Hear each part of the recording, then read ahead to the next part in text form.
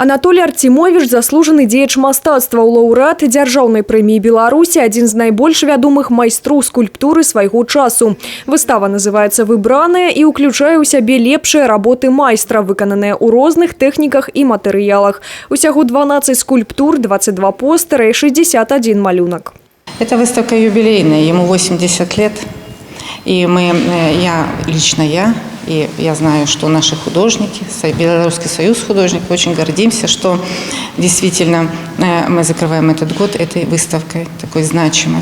У экспозиции станковые скульптурные творы, этюды и модели нереализованных монументов. Одна из таких у центра экспозиции под назвой «Папороть-кветка». Что такое папороть-кветка? Да, это какое-то фантастическое явление, и обнаженная мужская женская фигура держит шар как символ мира, как земной шар.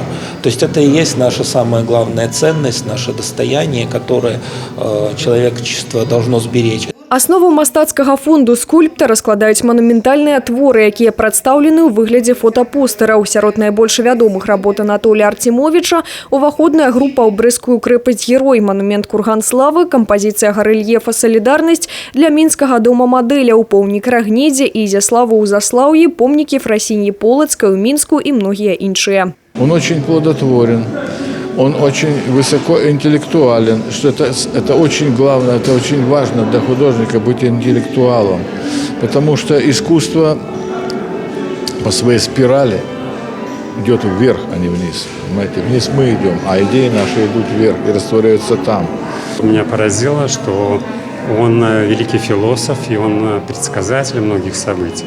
То есть смотришь его работы, допустим, 16-17 годов, и узнаешь, что это 20-й год. То есть это потрясает.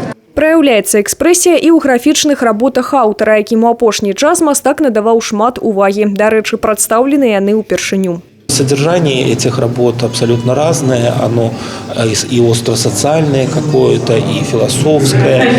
Он рассуждает на тему мира, на тему добра и зла, на тему взаимодействия человека и окружающей среды. То есть это такой очень широкий философский круг вопросов, которые его интересуют и которые его характеризуют как художника.